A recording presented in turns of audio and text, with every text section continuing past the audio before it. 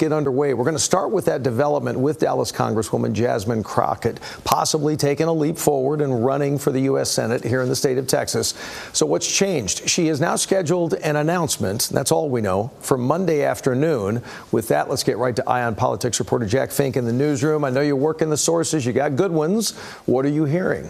Well, Doug, Democrats I've spoken with today tell me they believe Congresswoman Jasmine Crockett is definitely going for it. Her announcement is set in the city of Dallas at 4:30 p.m. Monday, an hour and a half before the state's deadline for candidates to file their campaign paperwork. Crockett has told me that she would only run statewide for U.S. Senate if polling she commissioned shows she can win a general election by expanding the electorate and attracting new voters. History, though, has shown it is an uphill climb for any Democrat to win statewide in Texas because that hasn't happened in more than 30 years. Before Crockett can run in a general election, she has to win the primary, and she will have to beat her fellow Democrats. Former Dallas Congressman Colin Allred, who ran statewide last year and attracted some Republicans, and State Representative James Tallarico, who's shown he can raise a record amount of money and generate national headlines. Republicans are already expressing excitement for a likely Crockett run in the Senate because they don't believe she can win a general election. Senator John Cornyn is fighting off Attorney General Ken Paxton and Congressman Wesley Hunt of Houston in the GOP primary. Electability will likely be a key, if not the key issue in the Democratic primary.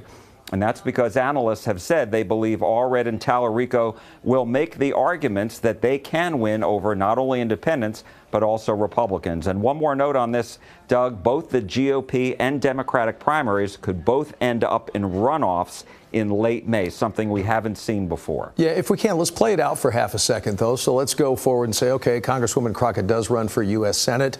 That will have an impact, obviously, on who runs for her congressional seat, and we're talking about the 30th district there. Any early names you're hearing on that? Well, Democrats are waiting to see if the majority of the U.S. Supreme Court upholds the 2025 maps after Justice Samuel Alito temporarily reinstated them. And if the 2025 congressional maps are held, I've got some breaking news.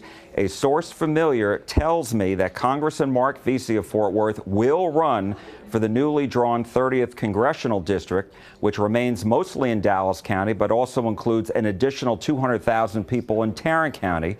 Vesey will move from his 33rd congressional district, where he currently serves, if the new maps are in place. He will remain in his current district if the 2021 maps are upheld by the court.